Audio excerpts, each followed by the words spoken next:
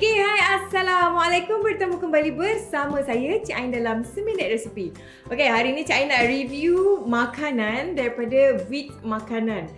Dia banyak dekat mall-mall pun ada jual. Korang biasa punya nampak benda ni. So, Cik Ain ada dapat 2 paket. So, something. Cik Ain pun tak buka lagi. So, jom kita buka. Okey?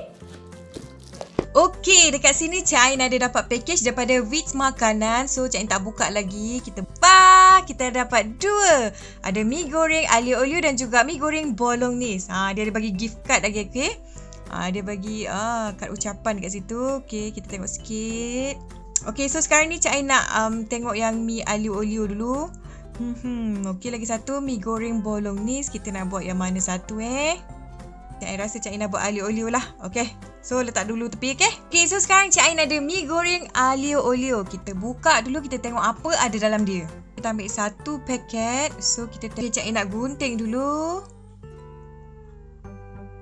Okey, dalam dia ada 1 paket. Dia letak dalam plastik untuk rencah-rencah sebagainya.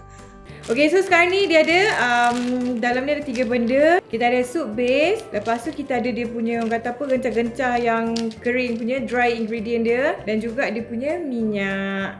Rencah ni kita akan tabur dekat atas lah kan.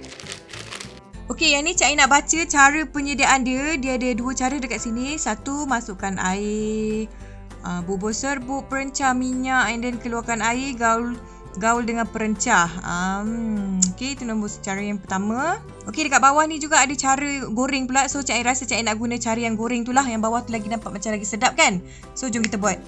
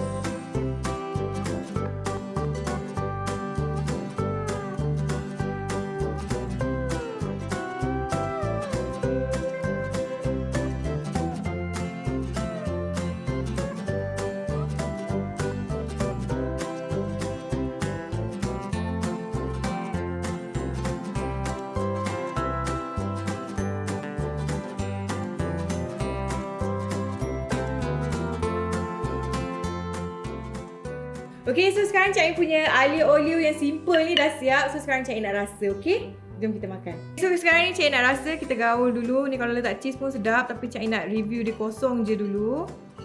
Cik Ain nak rasa.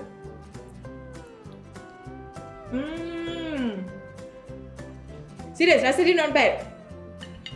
Cik Ain tak suka makan benda masin tau. Tapi dia ni tak masin pun sebab mungkin kita dah tambah air dengan bawang dia. Aglio-olio tu rasa juga, dan dia agak pedas sebenarnya. So siapa yang suka pedas tu boleh tambah lagi cili, tapi kalau siapa yang macam tak suka pedas pun dia okey.